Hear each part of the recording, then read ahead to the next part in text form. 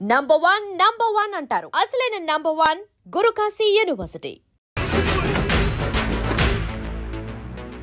నేను నీ గురించి ఎంతో ఎక్స్పెక్ట్ చేశాను. నిన్ను నా రోల్ మోడల్గా తీసుకున్నాను. కానీ కోర్టులో నీ పర్ఫార్మెన్సెస్ నాకు అర్థం కావట్లేదు. రోల్ మోడలా? నా పర్మిషన్ లేకుండా నన్నెందుకు రోల్ మోడల్గా తీసుకున్నావు? చూడమ్మా, లా చదివితే లాయర్ అవుతావు, నన్ను ఫాలో అయితే ఫూల్ అవుతావు. ముందు నువ్వు కూర్చోమ్మా, కూర్చోమ్మా.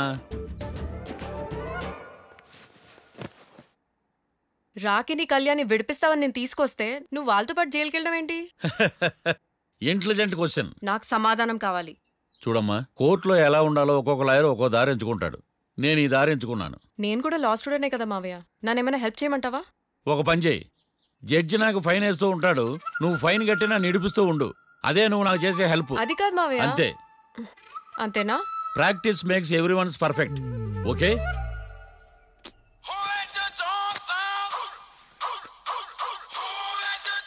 Hello, lawyer Marthan talking. చెప్పండి. వస్తాను, షూర్. ఉంటాను. ఎవరు మావయ్య? అదేనమ్మా, లాయర్ ఏకాంతం లేడు. ఈ కేసులో ఏవో డౌట్స్ ఉన్నాయంట, తన ఆఫీస్కి నన్ను రమ్మన్నాడు. ఆల్రెడీ మనం ఫేమస్ అయిపోయామని పబ్లిసిటీ స్టార్ట్ అయిపోయిందమ్మా. ఆడి సంగతి చూద్దాంలే. అబ్బు, బాగానే సంపాదించాడే. వచ్చారా? మా ఆఫీస్కి వచ్చినందుకు థ్యాంక్స్ సుమి. సుమి ఏంటంటే జిమ్మీలాగా? జిమ్మి రమ్మి అనకండి, అపచారం. సుమి అంటే అంతా శుభం అని. అబ్బో, మీకు దైవభక్తి బాగా ఎక్కువ అన్నమాట. చాలా అండి. అసలు నేను పురోహితుడిని అవ్వాల్సిందే ప్లేడర్ని అయ్యాను. మీరు? నేను ప్లేడర్ చదివి పౌరోహిత్యం చేసుకుంటున్నానండి. అదేనా బాగా చేస్తున్నారా? ఏదో బాగానే జరుగుతుందండి. ఏంటి ఇంతకీ ఎందుకు రమ్మన్నారు? మీకు ఒక కేసు గురించి చెప్దామని. కేసా? ఎవరండి ఆవిడ? కేసు అంటే ఆవిడే ఈవిడే కదండి, కోర్టు కేసు. ఓహో, కోర్టు కేసా? చెప్పండి. మీకు ఆ కేసు గురించి చెప్తే ఆశ్చర్యంతో పులకరించిపోతారు. పులకరించిపోవటాలు పులిహోర పొట్టాలు తర్వాత అండి, ముందు పాయింట్కి రండి. వస్తా. ఆ ఇద్దరు ముద్దాయలే హత్య చేశారని బల్ల గుద్ది చెప్పగలను. వాళ్ళ కాల్చిన తుపాకీ దొరికిందనుకోండి, ఈ కేసు డబుల్ స్ట్రాంగ్ అయిపోద్ది. ఏంటి మీరు సీరియస్ గా చెప్తున్నారా? నేను ఇంకా ఈ కేసు మీద పూర్తిగా ఆవహించుకోలేదండి. ఆవహించుకోవడానికి ఈ కేసు ఏమన్నా ఆత్మ ప్రేతాత్మ? ఏదో ఈ కేసు మొత్తం కన్ఫ్యూజ్ గా ఉంది సార్. దీన్ని ఎక్కడి నుంచి ఎలా ఇన్వెస్టిగేట్ చేయాలో నాకు అర్థం కావట్లేదు. మీరు ఆ 30 రోజుల్లో అన్న కరెక్ట్ గా చదివి ఉంటే ఈ కన్ఫ్యూజన్ లేకపోయింది. మీ కన్ఫ్యూజన్ పోగొట్టడానికే మిమ్మల్ని రమ్మన్నాను. ఏంటిది? Evidence file. Evidence file sir? నాకు దేనికి? ఈ కేసులో మీకు హెల్ప్ అవుద్ది. హెల్పా? నాకేమైనా ముష్టి చేస్తున్నావా? ముష్ట? భిక్షం వేస్తున్నావా? భిక్షమా? ఏంటండి అంత కఠినంగా మాట్లాడుతున్నారు? కఠినంగా మాట్లాడక కవులుంచుకుని మాట్లాడమంటావా? రెస్పెక్ట్ ఇచ్చి మాట్లాడు. నీకు రెస్పెక్ట్ ఇచ్చేదేంట్రా? రా. అవునరా? మళ్ళీ రానా? లేకపోతే నన్నే మోసం చేద్దాం అనుకున్నావా? నిన్ను మోసం చేస్తే నాకేం వస్తుంది బొంగు? ఇక ఆపు. అసలే నీ సైలెన్సర్ కి సౌండ్ ఎక్కువ, పికప్ తక్కువ. ఎందుకు పనికిరాని ఫైల్స్ నాకు ఇస్తే ఈ కేసులో నేను ఓడిపోతానని నీ నమ్మకం. No, never. You are unprofessional fool. నన్ను ఫూల్ అంటావా? నా ఆఫీస్ నుంచి గెట్ అవుట్. మర్యాద లేకుండా గెట్ అవుట్ అంటావేంటి? గెట్ అవుట్ అవడం మర్యాదగా చెప్పడం. Get out. అభిమానంతో పిలిచి అవమానిస్తావా? ఇప్పుడు చెప్తున్నాను, రాసుకో. నీ ఇన్వెస్టిగేషన్ తప్పని, నా ఇమాజినేషన్ కరెక్ట్ అని ప్రూవ్ చేస్తాను. నేను సరదాగా వాదిస్తేనే సంవత్సరం గుర్తుంటుంది. అదే నేను సీరియస్ గా వాదిస్తే నీ కెరీర్ అంతా గుర్తుంటుంది. నా పవర్ ఏంటో నీకు తెలియదు. ఆఫీసులో పవర్ ఉన్నంత మాత్రం నువ్వు పవర్ఫుల్ అయిపోతావా? ఈ కేసులో నిన్ను ఓడించిన తర్వాత నా పేరు ప్రఖ్యాతులు మరింత వెలిగిపోతాయి. వెలిగిపోవడానికి నువ్వేమైనా ఒలింపిక్ జ్యోతివా, జీవన జ్యోతివా? ఆశా జ్యోతివి కూడా కాదు. నేను ఇంతవరకు ఒక్క కేసు కూడా ఓడిపోలేదు. నేను గెలవటానికి నాకు ఇప్పటి వరకు ఒక కేసు కూడా రాలేదు. నా సర్వీస్ లో this is after all one of the cases. ఇది నాకు one and only one case. కొండ బద్దలు కొట్టి చెప్తున్నాను, ఈ కేసు నేనే గెలుస్తాను. నువ్వు కుండ బద్దలు కొట్టి చెప్తే నేను కుంకుడుకాయలు కొట్టి మరీ చెప్తున్నా. ఆ కాయలే పగలు కొట్టి చెప్పుకో. ఈ కేసు గెలిచేది నేనే. దియా జోడి. నేను పోటీలోకి దిగినంత వరకే బారిస్టర్ని. వన్స్ దిగానంటే డిజాస్టరే. నేను కేసు వాదించడం మొదలు పెడితే ఎక్కడ ఆపాలో నాకే తెలియదు. ఒక్కసారి నా ఆచారం పక్కన పెట్టి బరిలోకి దిగానంటే నీ గ్రహచారం మారిపోతుంది. నన్ను కేసు వాదించకుండా ట్రై చేయి, లేదంటే నువ్వు ఓడిపోవటానికి వెయిట్ చేయి. నువ్వు ఈ కేసు గెలవడం ఇంపాసిబుల్. ఇంపాసిబులా? ఇస్త్రీ పెట్టా. ఈ కళ్ళలో వేడి చూసావా? నా ఒళ్ళు ఎలా కాలిపోతుందో చూసావా? థర్మామీటర్ టచ్ చేస్తే పగిలిపోద్ది. జ్వరం వచ్చిందేమో చూపించుకో. ఇప్పుడు చెప్తున్నా, గుర్తు పెట్టుకో. ఈ కేసు గెలిచేది నేనే. చూద్దాం. ఈ డైలాగ్ లో కొంచెం ఫోర్స్ తగ్గింది. ఈ కేసు గెలిచేది నేనే.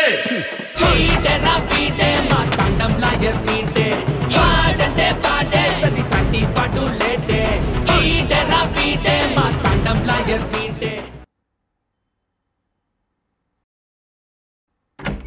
చిచ్చి వాడికి ఎంత ధైర్యం అమ్మా, నన్నే పిలిపించి ఇన్సల్ట్ చేస్తాడా? ఏమైంది మావయ్య? ఎందుకు ఇంత ఫ్రస్ట్రేషన్ లో ఉన్నావు? ఏం జరిగింది? వాడు కన్సల్టింగ్ అని పిలిచి నన్ను ఇన్సల్ట్ చేస్తాడా?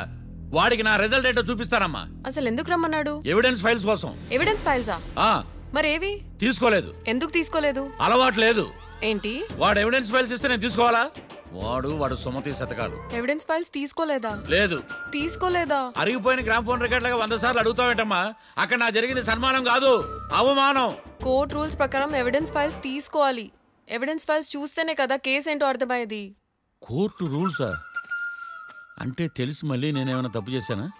బా మావయ్య, ఒకసారి నా జాతకం నేనే చూసుకోవాలి.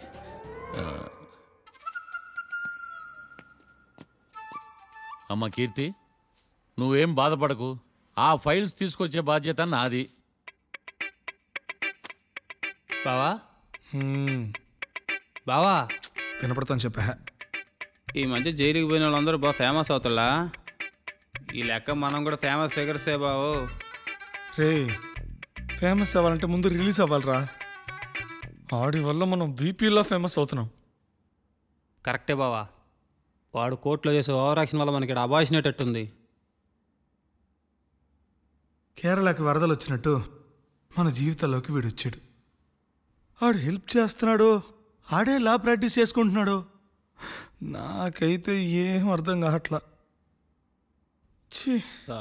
వస్తారా బెయిల్ ఇస్తారా? అయ్యా, వాడైతే మనకి కేసులో గెలిపిస్తాడ నమ్మకమేలే. ఫస్ట్ డే నుంచి వాడిని మనం నెగిటివ్ గానే చూస్తున్నాం. అది కరెక్ట్ కాదు. ఒకసారి పాజిటివ్ గా చూద్దాం. నాకెందుకో వాడు మనల్ని కేసులో గెలిపించి మన జీవితాల్లో దీపాలు వెలిగిస్తారన్న నమ్మకం నాకుంది.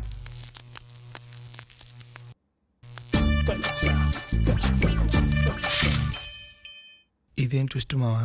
ఎగ్జామ్లే పడుకో.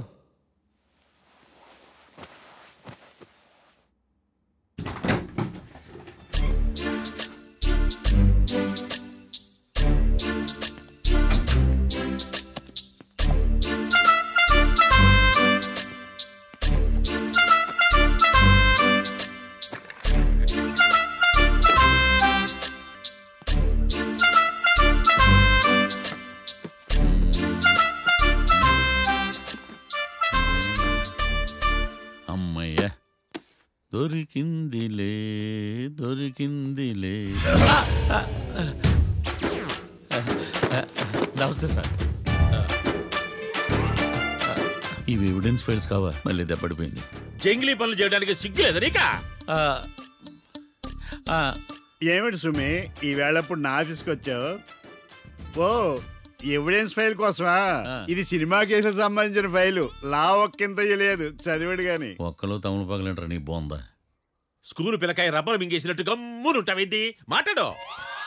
ఎవిడెన్స్ ఫైల్ ఇచ్చినప్పుడు తీసుకోకుండా ఇప్పుడు వచ్చి గుడిసాడు పనులు చేయడమేంది? అప్పుడు తీసుకోవాలనిపించలేదు, ఇప్పుడు అడగాలనిపించలేదు, అందుకే ఇలాగా.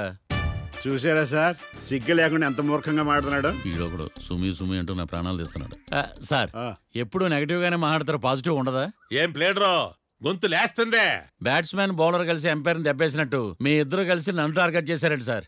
అసలు నువ్వు చేసిన పనికి పోలీస్ కంప్లైంట్ ఇవ్వాలి. ఈ విషయం బయటికి తెలిసిందనుకో పరువు పోదు సార్. ఇది ఏమన్నా బయటికి చెప్పుకున్న విషయం అండి? పరువు వద్దని తెలిసినప్పుడు ఎందుకు చేశావు? నీ తెక్క దశలు చూస్తా ఉంటే నా రక్తం ఏరులై పారుతుంది. పెన్నా నదిలోనా కృష్ణా నదిలోనా సార్? చింత పిక్కల సాకులు చెప్పడానికి సిగ్గులేదు నీకా? సరే సార్, నేను బయలుదేరుతున్నాను. ఆగో, ఇదిగో ఏకాంతమో ఆ ఎవిడెన్స్ ఫైల్ ఇచ్చి వీడి పీడ వదిలించకూడదా? ప్లీజ్. సరే సార్. ఇట్లా అందరికి చెమటలు పెట్టించే బదులు బెయిల్కి అప్లై చేయొచ్చుగా. బెయిలా? దేనికి? బెయిల్ దేనికంటావేంది? బెయిల్ దేనికిస్తారో నీకు తెలీదా? నీకు తెలుసా? ఒక్క లాయర్ జడ్జి అడిగే ప్రశ్న అయితే ముచ్చుకో మాలూం. మాకు మాలూం. అయితే అప్లై చేయొచ్చుగా. మీరు ఎప్పుడు పడితే అప్పుడు బెయిల్ ఇస్తే నేను తీసుకోనండి. నాకు అవసరమైనప్పుడే నేను తీసుకుంటా. ఇదిగో evidence file. Thank you sir. ఎవరి చేతనా చదివించుకో, బయలుదేరు. పైత్యానికి కూడా ఒక పద్ధతి ఉంటది, పిచ్చికి కూడా ఒక ప్రోగ్రెస్ ఉంటది. వీడిది పిచ్చో పైచో అర్థం కావలేదప్పా. ఎర్రి. వాడు చెప్పింది కరెక్టే అండి. ఆడికా మనక ఎర్రి.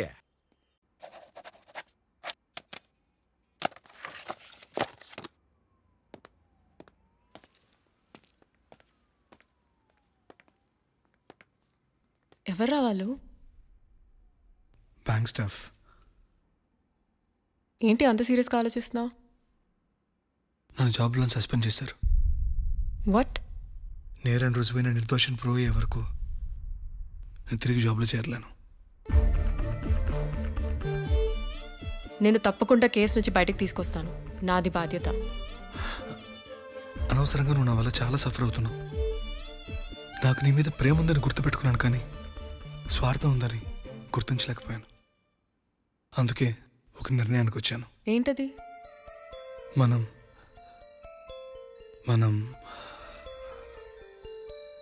విడిపోదాం. వాట్?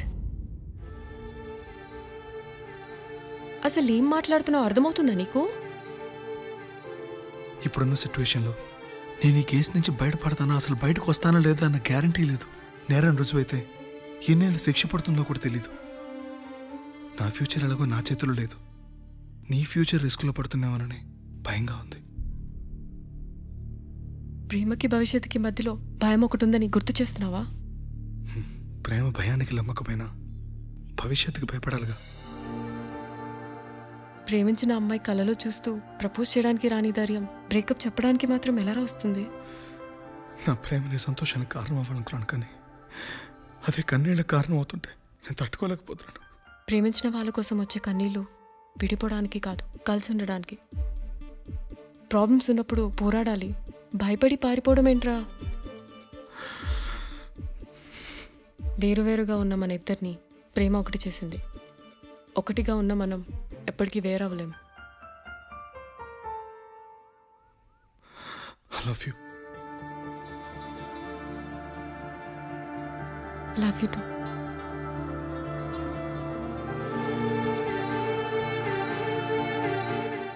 సముద్రాన్ని దాటి ప్రేమని జయించడానికి ఇది రామాయణం కాకపోవచ్చు, కానీ ఎన్ని కష్టాలు వచ్చినా ఈ సీత నీకోసం ఎదురు చూస్తుందని మర్చిపోకు.